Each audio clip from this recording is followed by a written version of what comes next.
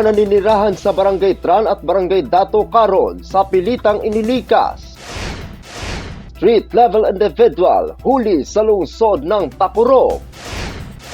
At Project Ilaw inilunsad sa lalawigan ng Sultan Kudarat. Yan ang ulo ng mga balita sa Sultan Kudarat Headliners.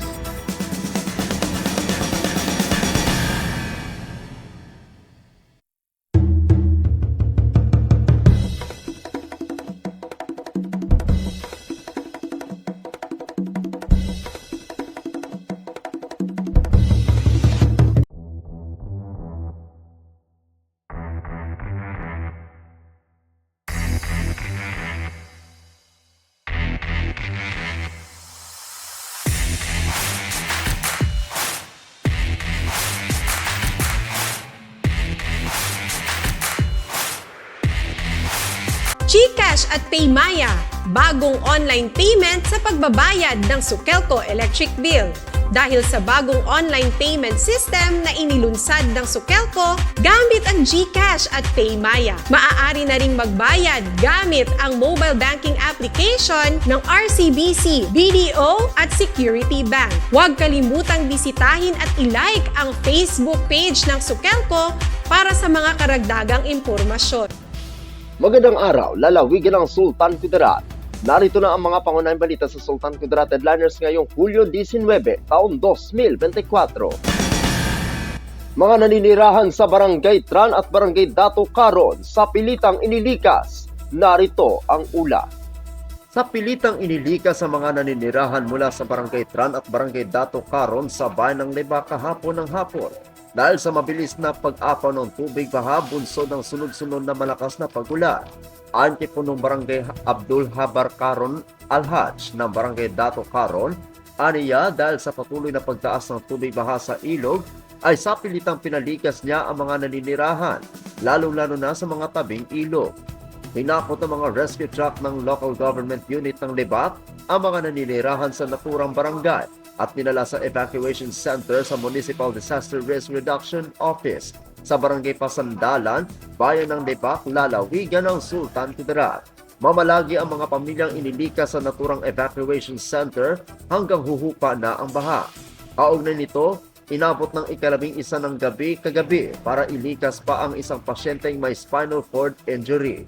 Ako ang inyong kaibigang Apolinario Terdivalensya para sa Sultan Kudarat Headliners.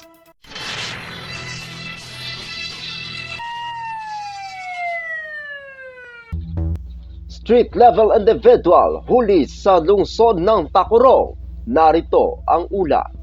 Huli ang isang street-level individual matapos itong makitaan ng daladalang iligal na droga o shabu sa checkpoint ng Tacurong City PNP at 1st SK PMFC sa bahagi ng Barangay Kalandagan, lungsod ng Tacurong. Araw ng Miyerkules, 17 ng Hulyo taong kasalukuyan. Sa spot report ng PNP, dumaan ang isang alias Nonoy habang nagsasagawa ng checkpoint ang pulisya, sakay ito ng isang Suzuki Rider 159, kulay itim na may plate number 1201-491700. At nang hingian ng dokumento sa gamit itong motor, dito na tinapon ng sospek ang isang unit ng smartphone na kulay itim at ang dalawang maliliit na sachet ng pinaniniwalaang shabu. Agad na inaresto ang sospek habang nakumpiskahan ito ng dagdag na 3 medium-size na may lamang pinaniniwalaang shabu. Kabilang pa sa nakumpiska sa posisyon ng sospek ang isang Eclipse steel canister, isang disposable lighter at pera na nagkakahalaga ng 1,650 pesos at motorsiklo na gamit nito. Tinatayang aabot sa more or less 3.21 grams ang nakumpiskang shabu sa sospek na may standard drug price na 21,828 pesos. Sa ngayon ay nahaharap sa kasong paglabag sa Republic Act No. 9165 ang naarestong sospek habang nakadetain na ito sa himpilan ng Tacurong City PNP. Ako ang inyong kaibigang Apolinario Terdivalensya para sa Sultan Kudarat Headliners. Para sa uling balita, Project Ilaw inilunsad sa lalawigan ng Sultan Kudarat. Narito ang ulat. Buong pagmamalaking inilunsad ng Sultan Kudarat Police Provincial Office o SKPPO sa pamumuno ni Acting Provincial Director Police Colonel Bernard L. Lau. Ang Project Ilaw o Initiative to Lead with Affection and Objectives support our PNP personnel and their dependents kasabay ang pamilya ng pulis o PNP Family Day na ginanap sa harap ng SKPPO New Admin Building, Camp Colonel Amando M. Dumlao Sr., bayan ng Isula, lalawigan ng Sultan Kudarat, noong 16 ng Hulyo taong kasalukuyan. Ang nasabing aktibidad ay lubos na pinarangalan ng presensya ni Atty. Cyrus E. Torreña, Provincial Administrator ng lalawigan ng Maguindanao del Sur, bilang panauhing pandangal at tagapagsalita. Dinaluhan din ito ni Ginoong Jimmy C. Andang, Provincial Administrator, lalawigan ng Sultan Kudarat, mga miyembro ng Provincial Advisory Group for Police Transformation and Development o PAG-PTD, SKPPO Press Corps, PNP uniform at non-uniform personnel ng SKPPO at kanilang mga dependents. Project Ilaw Support, isang inisyatiba at epektong proyekto ng Police Colonel Lau, katuwang ang PAG-PTD at pamahalaang palalawigan ng Sultan Kudarat sa pamumuno ni Honorable layunin ni Dato Pax Ali S. Mangunadato, Gobernador, na pagandahin ang kapakanan at pag-unlad ng mga tauhan ng pulisya at kanilang mga pamilya. Nakatuon ang proyekto sa iba't ibang aspeto tulad ng kalusugan, edukasyon at pangkalahatang kagalingan na tinitiyak na ang mga tauhan ng PNP ay sinusuportahan ng kapwa sa kanilang mga profesional na tungkulin at personal na buhay. Sa kanyang inspirational message, binigyang diin ni Police Colonel Lau ang kahalagahan ng pamilya bilang pundasyon ng lakas at motibasyon para sa bawat pulis. Ipinahayag niya ang kanyang matinding pasasalamat sa mga sakripisyong ginawa ng mga pamilya ng mga tauhan ng PNP na kinikilala ang kanilang mahalagang papel sa pagbibigay daan sa mga opisyal na gampanan ang kanilang mga tungkulin na may dedikasyon at integridad sa pamamagitan ng pagbibigay liwanag sa landas para sa ating mga pulis. Naliliwanagan natin ang mga kalsada ng komunidad na ating pinaglilingkuran at pinoprotektahan. Yan ang sinabi.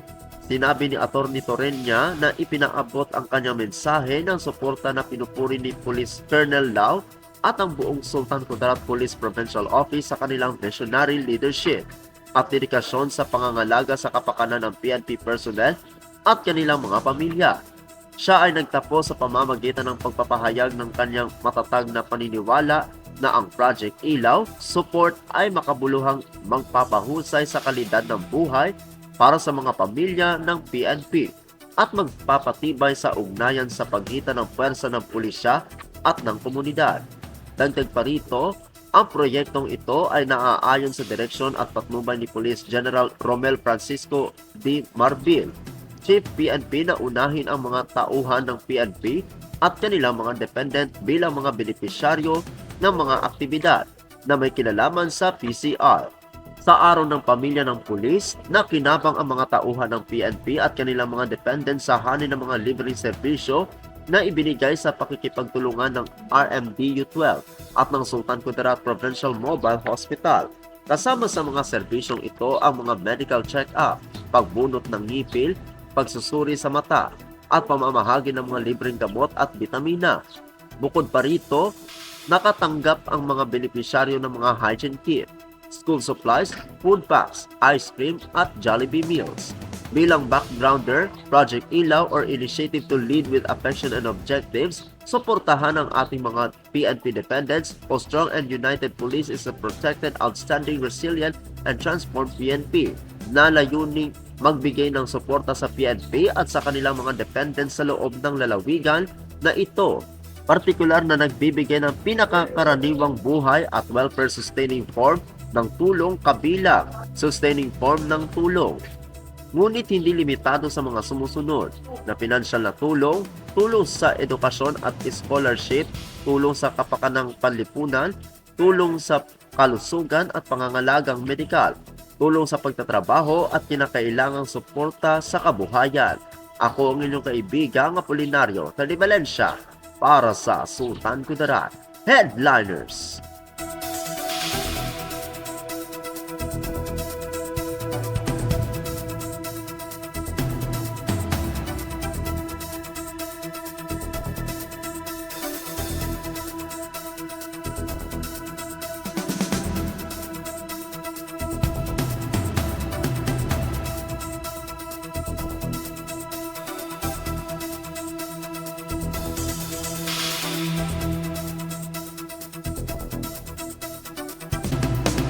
At yan ang kabuuan mga balita sa araw na ito. Mga balitang kailangan ninyong malaman, balitang walang kinakampihan, balitang totoo, balitang may dalang aral at inspirasyon. Ito ang Sultan Kudarat Headliners. Hanggang bukas, maraming salamat at magandang araw, kaibigan.